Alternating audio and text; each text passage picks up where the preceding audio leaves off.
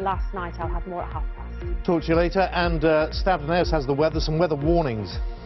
Yes, that's right, Simon. We've got amber warnings in force for snow and ice this weekend. I'll reveal it all later on down in the studio. Talk to you then. Thanks very much, Stav. Also coming up. What is it? They've told you. Instant camera. How do you work it, you're supposed to say? No, I wasn't going to say that. Oh. It was thought they'd been lost forever. 2 recordings of Morecambe and Wise shows are discovered in an attic in Sierra Leone.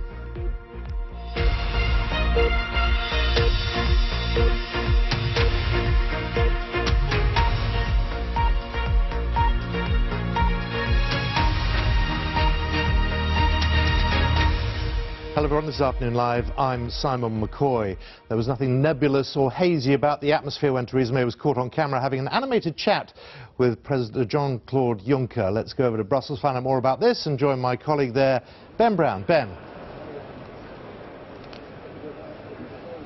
Yes, hello and welcome from Brussels, where in the last hour or so the British Prime Minister Theresa May has been saying that it is possible, she says, to get further clarification and assurances from the European Union over her Brexit deal, and in particular over the so-called Irish backstop mechanism to prevent a hard border returning to the island of Ireland. Well, Theresa May at a news conference said it was in the overwhelming interests of both the United Kingdom and the European Union to get her Brexit deal over the line in the House of Commons. Now, Mrs May also said that she had had what she described as a robust discussion with the President of the European Commission, Jean-Claude Juncker. And so after reports that he had said at his news conference last night that the British approach to all of this was nebulous and imprecise, and she looked pretty angry about that. This is what she had to say. At this council meeting, I've held a series of discussions with my fellow leaders on the Brexit deal, and I was crystal clear about the assurances which are needed on the backstop, having heard the views of MPs in the House of Commons. I reiterated that it is in the interests of the EU, as well as the UK, to get this over the line. A disorderly Brexit would be good for no one. At 27 level, the EU have published a series of conclusions. The EU made clear that it is a firm determination to work speedily on a future relationship or alternative arrangements which ensure no hard border by the 31st of December 2020, so that the backstop will not need to be triggered. If the backstop was ever triggered, it would apply only temporarily, and the EU would use its best endeavours to negotiate and conclude expeditiously a subsequent agreement that would replace the backstop. That the EU stands ready to embark on preparations so that negotiations on the future partnership can start as soon as possible. As formal conclusions, these commitments have legal status and therefore should be welcomed. As I've always said, the guaranteed way of avoiding the backstop is to have the future partnership in place by the time the implementation period is over. The EU is very firmly committed to this course. But MPs will require further assurances, and I've discussed that this morning with my EU partners, including Presidents Tusk, Juncker and others. I note that there has been reporting that the EU is not willing to consider any further clarification. The EU is clear, as I am, that if we are going to leave with the deal, this is it. But my discussions with colleagues today have shown that further clarification and discussion following the Council's conclusions is, in fact, possible. There is work still to do, and we will be holding talks in coming days about how to obtain the further assurances that the UK Parliament needs in order to be able to approve the deal. I say again, it is in the overwhelming interest of all our people, in the EU and the UK, to get it done and as quickly as possible. So that was the Prime Minister speaking a short time ago at her news conference as this summit winds down. Let's talk to our Brussels reporter Adam Fleming, who's here, who's listening to that news conference. Let's talk about the gossipy bit first, Adam, if you like, because there was that very heated exchange, and I know you've been doing a bit of lip reading basically saying that she was unhappy that Jean-Claude Juncker had called the British approach nebulous. She described that as a robust discussion. But I suppose it symbolises the kind of standoff that there is here at the moment. Yeah, so basically this started this story last night at the midnight press conference given by President of the European Council Donald Tusk and Jean-Claude Juncker, the President of the European Commission. Jean-Claude Juncker said that the UK still hadn't given enough information about its vision for the future, basically because he wants to get on with the negotiations about the future relationship on the economy and trade and security. Then he said, oh, but the fact is the situation in the UK, they're really nebulous. And we thought that the two things were linked, that he was talking about the UK government position. Then we saw at the thing that's called the Tour de Table, that's when the cameras go around the table of the summit room and you see all the leaders chatting, and it's meant to show that they're all members of the same club and they all get along. Today it showed the opposite. It showed Jean-Claude Juncker and Theresa May having an incredibly heated conversation where she looks really angry. And yes, if you zoom right in and look at her lips, you can see her saying, "You called me nebulous." Yes, nebulous. And then he says, "Me? Did I?" we think. She says, "Yes, you did."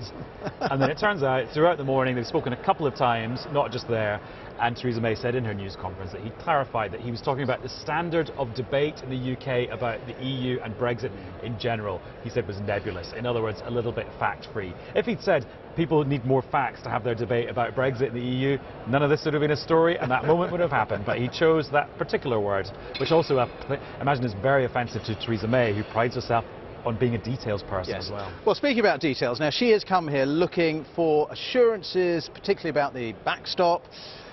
It was not in the conclusions of the summit, even though it had been in the draft, that they would look for further assurances and offer those to the UK. They're not going to do that. But now she's saying, actually, she's having meetings with EU leaders today, and maybe they will. Yeah, I mean, if it wasn't about the Irish border, which, let's face it, is about people's lives and the peace process, this would actually be quite funny, because it's just what is going on here. The story again started a couple of days ago with this draft document that EU leaders were to sign up to last night. Paragraph 5 of that document, to get very nerdy, said something along the lines of, the EU is ready to look at what further assurances it could give. The British understanding, and whisper it quietly, the British were involved in drafting that document, even though that's against the rules. They were expecting a two-stage process, which would kick off today with the leaders saying, yes, let's pursue other avenues of reassurance. Let's maybe come back together in January, publish some more documents, some new language. Let's see what we can do. And we were told there was a plethora of legal instruments they could choose from to provide those reassurances. Overnight, that paragraph was struck out. Paragraph 5 went. There was not a single EU leader in support of it when they were meeting without Theresa May last night. But now, at least in Theresa May's mind, the paragraph is back, because she says she's been speaking to EU leaders and they are prepared to do more reassurance, and she's going to be discussing it with them over the next couple of days. I suspect Theresa May is going to be back here in Brussels seeing Jean-Claude Juncker and President Tusk next week, and if not her, Ollie Robbins, her chief Europe advisor and her chief civil service and negotiator, will be here working out what those assurances are. Or they won't, because the leaders have said they're not going to do it. Yeah. Who knows? And even if she gets them, will they be enough to persuade the MPs in the House of Commons? The killer question, the killer question. Which takes us with that killer question directly to Westminster, and there is Alex Forsyth to answer that question. I mean, even if she gets what she wants here in Brussels, Alex, is it going to be enough for Parliament? Well, if it's clarification that she's now aiming for, I think the frank answer is no. I mean, we know that there are so many people, not just Brexiteers, but the Democratic Unionist Party and some on the Labour benches, who are so strongly opposed to this backstop that anything short of a legal guarantee that the UK could pull out of it when it wanted, or a fixed end point, just won't cut it with them. And what we're hearing from the EU and from the Prime Minister's tone, while she was saying she was hoping for further clarification, I don't think that in and of itself is going to be enough to win the support that she needs. So, you know, we're in this period now where we know that come the early new year, that's when there's going to be a vote in the House of Commons on the Brexit deal, that meaningful vote. So unless something really significant changes between now and then, it is very hard to see how Theresa May gets that deal through the House of Commons. And then it's very unclear as to what happens at that point. Now, you heard Theresa May herself. She's going to be meeting EU leaders. She's going to be trying to seek the reassurances that will get her over the line. But I think the sense in Westminster at this stage is that that's going to be a very, very tough ask. having said all of that, you know, there are a couple of weeks over Christmas period when, you know, a lot can happen, a lot can change, and this situation has changed in the past. Theresa May's looked time and time again like she's had her back to the wall, and she's somehow managed to find a way through. I think that at this point, with time running so near to the Brexit date, it is getting increasingly difficult to see what that path is, with Theresa May's options very quickly being shut down. Some people have speculated that she's trying to run down the clock. She's trying to put off the vote as late as possible to concentrate the minds of members of Parliament who would be worried about a no-deal Brexit, so that in the end they would be pressurised into voting for her deal. Well, from the very beginning, Theresa May has framed this as her deal or no deal. So I think, you know, that was the hope, was that it might, as you say, concentrate minds. But then she introduced another thought, which was her deal or no Brexit, trying to really persuade people on both sides of this argument, those Brexiteers who don't want the chance of losing the chance of leaving the EU, as well as those who are concerned about leaving with no deal, that really they should meet somewhere in the middle and back her. But quite frankly, that tactic hasn't worked up to this point. You know, and we've had very senior people, including Amber Rudd, the Work and Pension Secretary, saying that she doesn't believe Parliament will allow a no-deal situation. So that almost takes the sting out of the threat from Theresa May. Amber Rudd says she thinks Parliament will stop in and block that or find another route. The problem is this: whatever route you choose, whether it is advocating leaving with no deal, whether it's looking at a whole nother model for future relations with the EU, whether it's a second referendum, or whether, as Labour wants, it's a general election, there just isn't a majority in Parliament for any one of those options. We are still in deadlock, and right now what you're hearing from Brussels doesn't seem like that is going to be what's going to break that deadlock and move things forward. Alex, thank you very much indeed. Well, Theresa May came to this summit really with pretty low expectations. She said she didn't expect any immediate breakthrough, and she certainly hasn't got that. And in fact, the summit failed to give her what she wanted in terms of looking at new assurances on the Irish backstop issue. But she has said at her news conference today that she is still in talks with EU leaders looking to get those, and that is still, she believes, very much on the table. So we'll have to wait and see. You're watching BBC News. We're live in Brussels. Well, let's talk to Chris Morris now, who's here with me now. It's such an uphill struggle for the Prime Minister, isn't it? And it looked like she'd really, frankly, failed to get what she wanted here. But she was trying to make the best of it in her news conference and indicating there is still hope. She's still going to have talks with EU leaders to try and get what she wants in terms of reassurances on the backstop. Yeah, and in some ways we're getting into the semantics of what is a legal guarantee. I mean, she's right to point out that the statement last night was a formal conclusion of the European Council, and therefore it's a legal statement. But what it isn't, of course, is a legal guarantee which changes the nature of the Irish backstop, which is what many Conservative backbenchers and MPs in the Democratic Unionist Party were hoping for.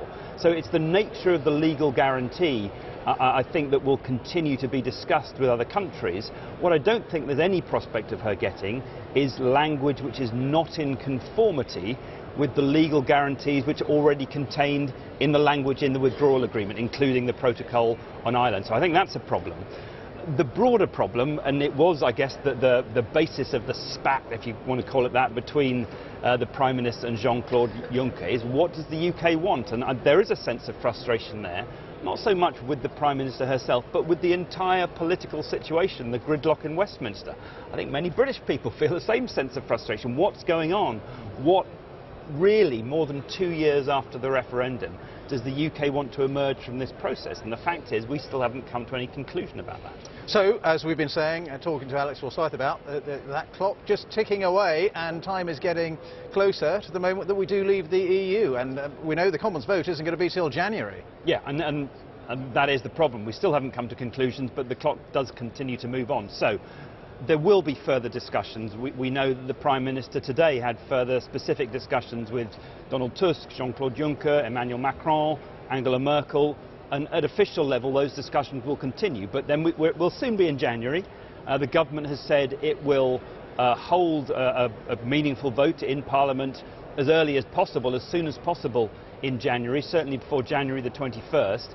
Heaven knows what other parliamentary manoeuvres we may see in the interim, perhaps other attempts to oppose her from either the opposition benches or from her own, but that is the government's attention.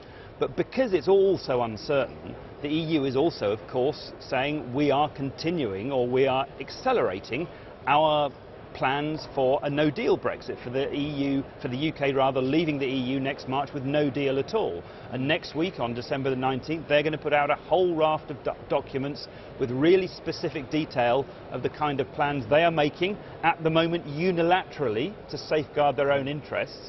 One of the questions, of course, if the clock does keep ticking with no agreement emerging, is at what stage, if at all, do the two sides come together and say, right, we've got to manage something to take off the worst possible consequences of a no-deal exit. And just very briefly, do you think she'll be disappointed? She came here looking for something from the EU. Just give me something I can take back to Westminster to sell this deal.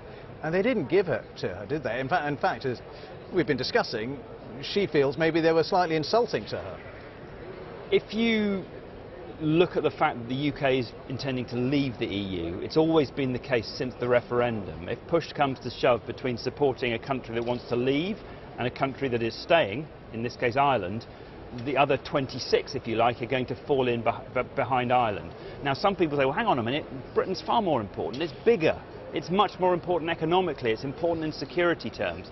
But you shouldn't underestimate the strength of feeling about keeping the rest of the EU together, and also keeping the sanctity, if you like, of the single market. It sounds a bit pompous in a way, but you know, when we talk about sovereignty in the UK and the importance of not having a border in the Irish Sea, for many people who run the EU, the sovereignty means the sovereignty of the single market, because many people believe that is the EU's greatest achievement, ironically pushed forward very much by one Margaret Thatcher, and they don't want to see anything that would call the single market into question, because if it did, I think many people think that the whole point of the EU would start to be under threat. All right, Chris, thank you very much indeed. Chris Morris there with his analysis of what's been going on here over the last couple of days. One Conservative MP yesterday was saying that Theresa May would need a Christmas miracle at this EU summit. Well, I think pretty much everyone agrees here that she hasn't got it. Back to the studio.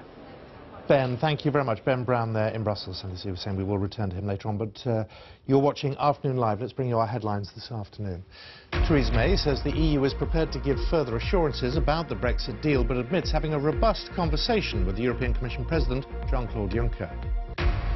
Safely on land at last. The British yachtswoman Susie Goodall, whose boat capsized in a solo round the world race, arrives in Chile. Rocketing to the edge of space, Virgin Galactic's Spaceship Two passenger rocket travels 50 miles above the Earth and brings space tourism one step closer. And in sport, Chelsea have condemned fans who sang anti-Semitic chants during last night's Europa League game, saying they have shamed the club. It comes after allegations of racist abuse directed at Raheem Sterling at Stamford Bridge last weekend.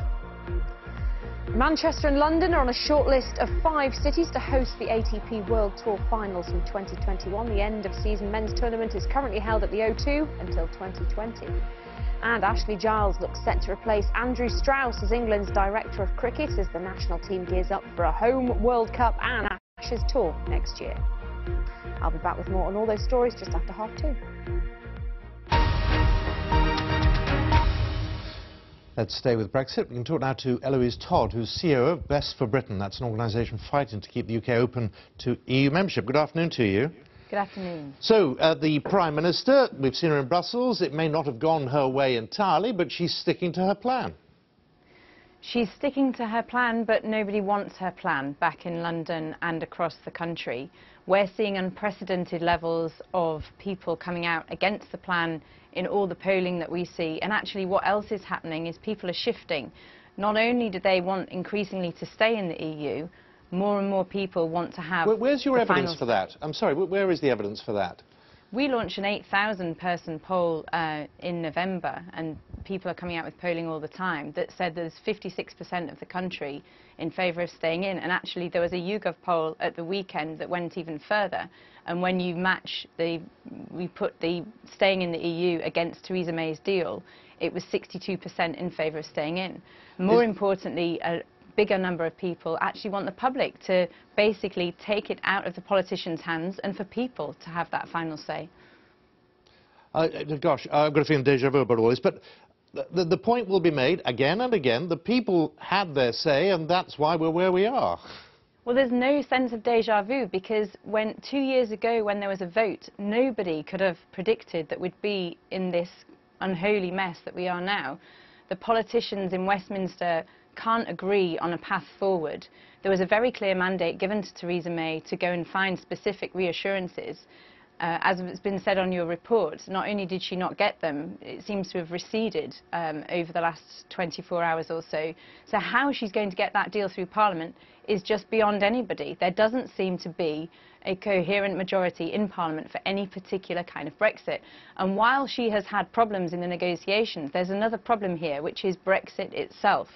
Either we go in the direction of taking more laws and keeping our economy aligned, but being a huge rule taker and having no control, or we isolate ourselves economically and do an enormous amount of economic self-harm, especially to the poorer places in the country. Neither version worked. She's tried to do something in the middle, and people don't want it. So you've got to say at some point, when do we stop trying and actually let the people decide? And you know what? If a majority of people still want to leave the EU, then that's the decision that the people will take. You'd be happy with that? Two referendums with that result, that would be enough now, would it?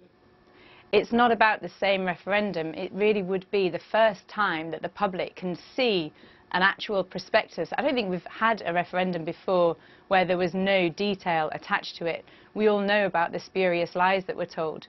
People of this country, when we're about on both sides, it has to be said. I just want to say, before it gets to that point, sorry, but before it gets to a vote in Parliament, would you, I've been reading what you've been saying on Twitter, and you agree with the idea that the Labour Party should come in and preempt that with a vote of no confidence? What I've said is it'd be great if the Labour Party actually go through the motions of what they said at their conference, which is in order to get to backing a public vote, they would try and push for a vote of no confidence. Nobody really thinks that it would succeed in getting a general election, but if that's what it takes to get them on board, then that's what we want to see. Do you have a concern that you've been quoting me polling figures up until now, but when those perhaps who voted Remain see how Europe is treating the Prime Minister? We've seen what the words that Jean-Claude Juncker has been using, like nebulous. Are there some people who you might worry are turning against Europe, who might before have voted for it? I think in the context of a campaign, both sides would get to air their views and air their arguments, but it would be very much a focus on what's in the deal, what do we currently have, and let's have that debate. And actually, Europe wouldn't be much of a part of that. So really, we need the chance to get that discussion going. And the positive thing is that over 2.5 years, we've all learned an awful lot more than we knew in 2016 when we first went to the polls. So let's have the confidence to put that to the people. And if Theresa May is confident in her deal, then she should be able to put that to the people too. And what on the ballot paper, if there was another referendum, what would the question or questions be?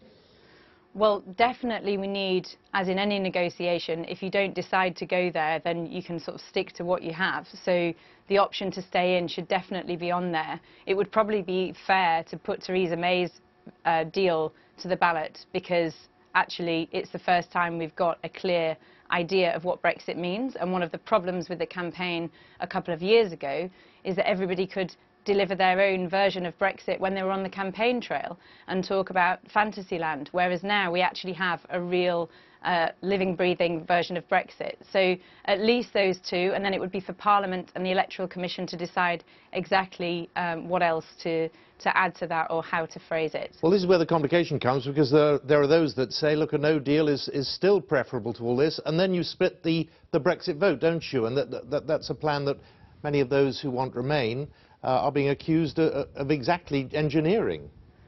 I think it would be absolutely imperative for it to be a completely fair ballot paper, and the Electoral Commission wouldn't have any of that, and we would not want to have a leave vote split. It needs to be a real honest debate, and we talk about it as being the final say, because I think this country wants resolution to this issue, and actually conducted correctly, not in the divisive way of the last campaign, but actually engaging people, making sure they understand the options for all of us. We can bring the country together and make sure that there's a solution to this, that more people are behind than we had 2 years ago. Eloise Todd from Best for Britain, thank you so much for your time this afternoon. Thank you.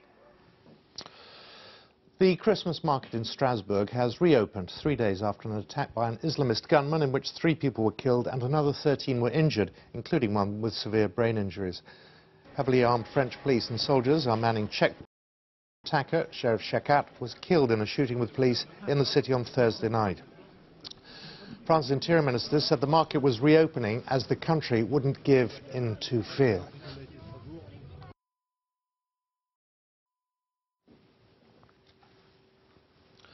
Now, a British yachtswoman whose boat capsized in a storm in the South Pacific has finally arrived in Chile a week after being rescued by a cargo ship. Susie Goodall, who's 29, had been competing in the solo Golden Globe round the world race. She spent 2 days adrift in her damaged boat before she could be picked up by a Chinese cargo ship. Well, we have the first pictures of her stepping onto dry land in Chile, and we'll bring you those a little later. Well, our correspondent Duncan Kennedy has been at her yacht club on the Isle of Wight for us. Susie has just reached land in Chile after spending a week on a freighter that brought her back from 2,000 miles out in the Southern Ocean. And the 2 days before that, she was on really a yacht that had been wrecked by a storm, lost the mast, very much nearly in fear of her life in that, managed to get the distress signal out. A passing freighter came and picked her up and brought her back to shore. Somebody who knows her very well is Ben Willows here at UKSA. Ben, the fact that she's made land, your reaction to that? Oh, look, fantastic news for Susie and her family especially, and all her supporters. The experience that she's been through being wrecked on the boat in the middle of the Southern Ocean, one of the most remote places on the planet. Such good fortune that there was a ship that with the ability to get alongside her safely, and in those conditions a real test of seamanship to get her on board safely and get her back to land, so really pleased. You've known her, you've trained with her here. Sure. How resilient is Susie to have survived this? Oh, hugely. I mean, when we first heard the broadcast of her radio call out after it, you just actually, yes, she was shaken, but you could hear that she was calm, she'd thought through it.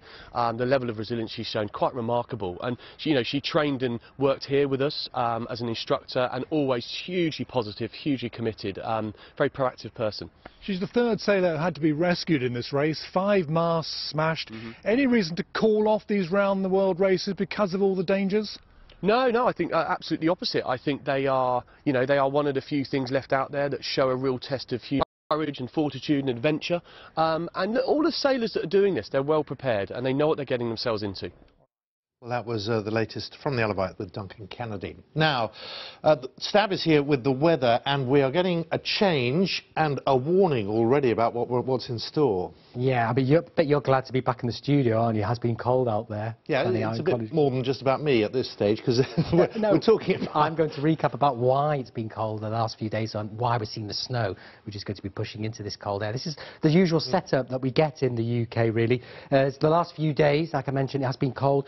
Strong winds coming in from the east and the southeast, which is why I mentioned you being outside with a high wind chill factor. So the cold air has been in place because of a blocking area of high pressure which has been over Scandinavia. Meanwhile, and this is often how our snow arrives, we've got milder air moving in off the Atlantic, moisture-filled air, and as it bumps into that cold air, this is why we've got the warnings out for the snow, which could potentially be disruptive. This is the culprit, an area of low pressure with the milder air behind it, but on its leading edge, this is where we get heavy snow and also ice. You could see some freezing rain in that as well, which is pretty rare in this country.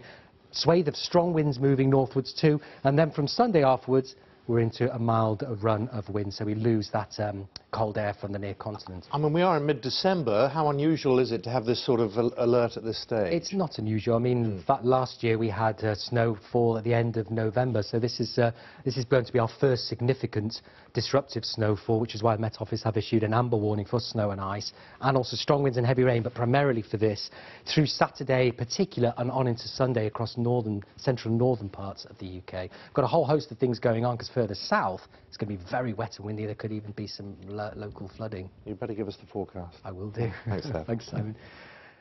Good afternoon to you. Well, it's going to be very unsettled throughout this weekend, but in the short term, and certainly into next week, things will be getting milder after that rain moves through. But it's a lovely afternoon across many central and eastern areas, with lots of sunshine around. A few showers across eastern areas. A few of these could be in nature, in fact, particularly even into the southeast. But we've got a weather front pushing into the west of the country, across Northern Ireland. This is going to bring rain, but also increasingly turning wintry as it starts to bump into the cold air.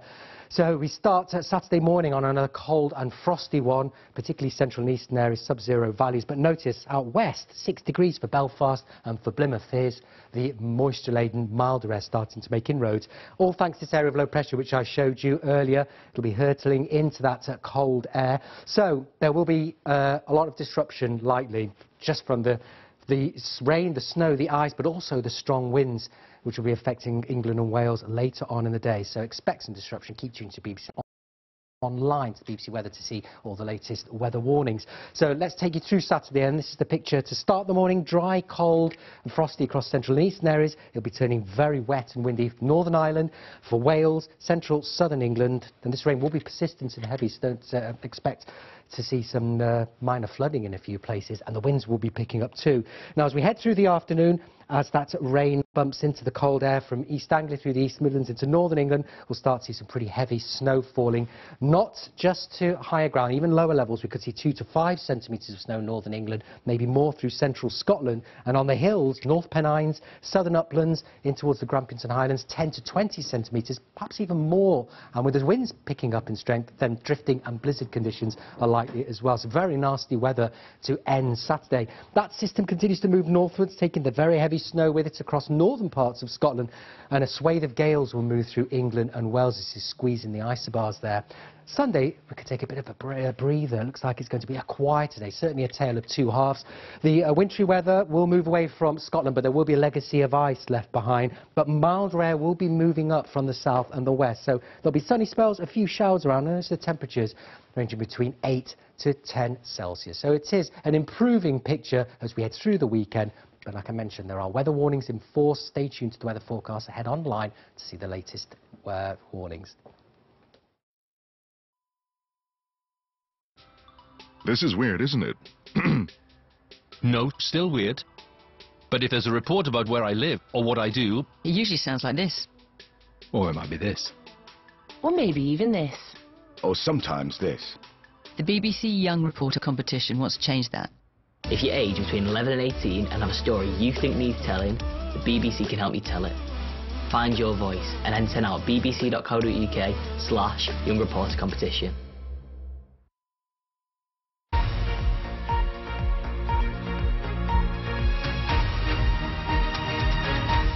This is BBC News, our latest headlines. Theresa May says the EU is prepared to give further assurances about the Brexit deal, but admits having a robust conversation with the European Commission President, Jean-Claude Juncker. Safely on land at last, the British yachtswoman Susie Goodall, whose boat capsized in a solo round-the-world race. She's arrived in Chile. Rocketing to the edge of space, Virgin Galactic Spaceship 2's passenger rocket travels 50 miles above the Earth and brings space tourism one step closer.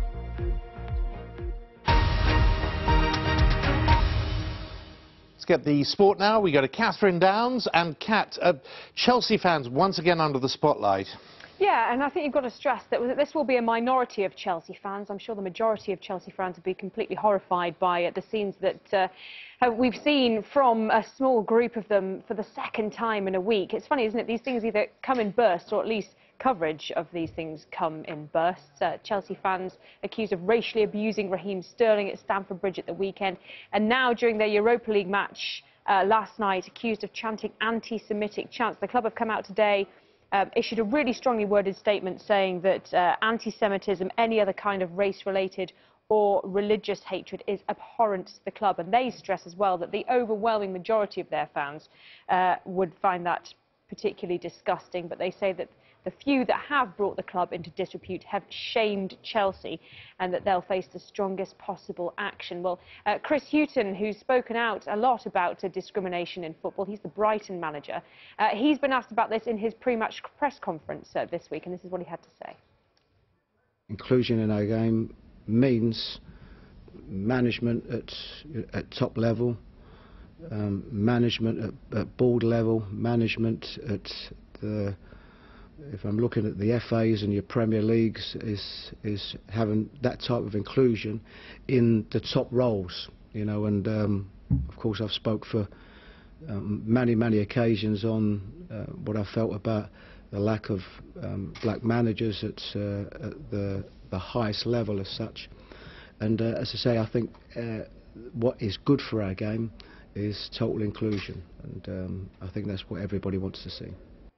Total inclusion then to battle that kind of prejudice that we saw both at Stamford Bridge and then in the Europa League last night.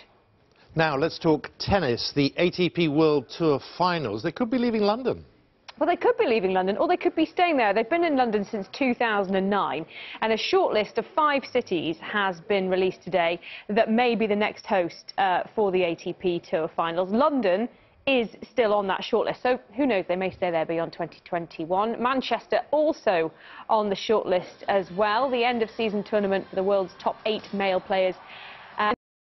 London since 2009. That agreement expires in 2020. Singapore, Tokyo, Turin, they're the contenders, and a decision on the next host city will be made by March at the earliest. But wouldn't it be great to see it either stay in London or come up to Manchester? In the rest of the day's sports news, it's the fight everyone had been hoping would happen. Anthony Joshua has confirmed he does want to fight Deontay Wilder next year. He'd already been booked Wembley for the 13th of April. All that's missing for him is an opponent, and Joshua holds the IBF, WBO and WBA belts. But the winner of this bout would make one of them the undisputed champion of the heavyweight. Wilder's draw with Tyson Fury earlier this month. There's been talk of a possible rematch between those two, but most boxing fans want to see either fighter face Joshua, who said he's not interested in Fury because he is not the champion. Justin Rose still on course to finish the year as the world's #1 golfer. He needs to finish in the top 12 at the Indonesian Masters. And at the end of the second round, Rose is 8 under par, currently tied in 5th. 3 Indonesian players lead the way, whom Saksanskin out in front on 14 under par. And former England spinner Ashley Giles looks set to replace Andrew Strauss as England's director of cricket. Strauss is stepping down as his wife is undergoing cancer treatment. Giles is finalising the contract details, we understand, to take over. He used to be England's one-day coach, and he'll be stepping into the role at a critical time with the World Cup and an Ashes series both in England next summer, so a crucial time for England cricket. And in rugby union, 2 England forwards who were injured during the Autumn International Series will be back in action for their clubs this weekend. Saracens lock George Cruz has recovered from a calf problem, and he starts against Cardiff Blues in the Champions Cup tomorrow. And Sale welcome back their flanker, Tom Curry. That's all the sport for now. Simon, I'll be back with more in the next hour. Thank you very much, Catherine.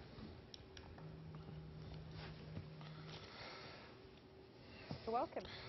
You're watching Afternoon Live. Now, a Syrian refugee hailed as a hero for helping to save 18 people from drowning during the crossing from Turkey to Greece has told the BBC of her despair after being arrested and put in prison 3 years later. Sarah Mardini was detained on the island of Lesbos in August and faces charges including people smuggling and spying, all of which she denies. She was speaking to our correspondent Richard Galpin after being released on bail last week. After more than 3 months in prison in Greece, Sarah Mardini is back amongst college friends here in Berlin, at least for now. This her adopted home, where she was granted asylum. She told me the prospect of being put on trial in Greece in the coming months hangs over her heavily, and how during the past few months in prison she despaired of ever getting out. Think about the outside, think about everybody. And yeah, I say to Sam, would I be able to see them again? So imagine with this situation, I'm just thinking about everything, and I end up not having any sleep. The night was my worst friend. Just 2 years ago, she and her sister Yusra were hailed as heroes here in Germany, receiving awards for helping save lives. Like many Syrians fleeing the civil war, they'd made the perilous crossing from Turkey to Greece, but only just. When their overcrowded boat started taking on water, the 2 sisters, both elite swimmers, jumped in and helped put to Lesbos, swimming for more than 3 hours through big waves and strong winds. I was looking to everybody and seeing that we might die, and I knew if I want to make it again,